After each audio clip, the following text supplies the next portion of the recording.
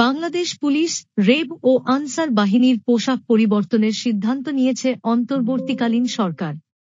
আজ সোমবার সচিবালয়ে আইন শৃঙ্খলা সংক্রান্ত উপদেষ্টা পরিষদের সভা শেষে স্বরাষ্ট্র উপদেষ্টা লেফটেন্যান্ট জেনারেল অবসরপ্রাপ্ত মোহাম্মদ জাহাঙ্গীর আলম চৌধুরী এ তথ্য জানিয়েছেন।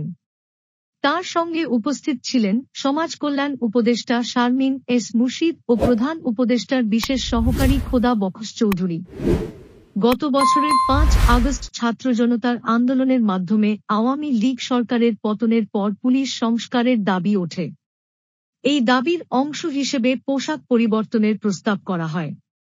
স্বরাষ্ট্র উপদেষ্টা বলেন, জনগণের মনোভাব ও মানসিকতা বদলাতে পুলিশ, র্যাব ও আনসারের পোশাক পরিবর্তনের সিদ্ধান্ত নেওয়া হয়েছে।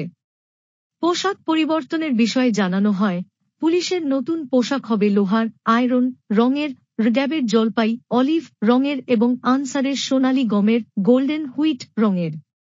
তবে এই পরিবর্তন ধীরে ধীরে বাস্তবায়ন করা হবে। তিনি আরও জানান, পুলিশ বাহিনীকে জনবান্ধব করতে হলে তাদের প্রশিক্ষণে আমূল পরিবর্তন আনতে হবে। বাংলাদেশ বিজিবি এর জন্য সাউন্ড গ্রেনেড ও কাঁদানে গ্যাস কেনার সিদ্ধান্ত হয়েছে। স্বরাষ্ট্র উপদেষ্টা বলেন, সীমান্তে বিএসএফ কাঁদানে গ্যাস ও সাউন্ড গ্রেনেড ব্যবহার করছে, কিন্তু বিজিবির কাছে কেবল প্রাণঘাতী অস্ত্র রয়েছে। তাই পরিস্থিতি অনুযায়ী বিজিবি নতুন সরঞ্জাম ব্যবহার করবে। এদিকে দেশে অবৈধ অভিবাসীদের বিষয়ে পদক্ষেপ নেওয়া হচ্ছে।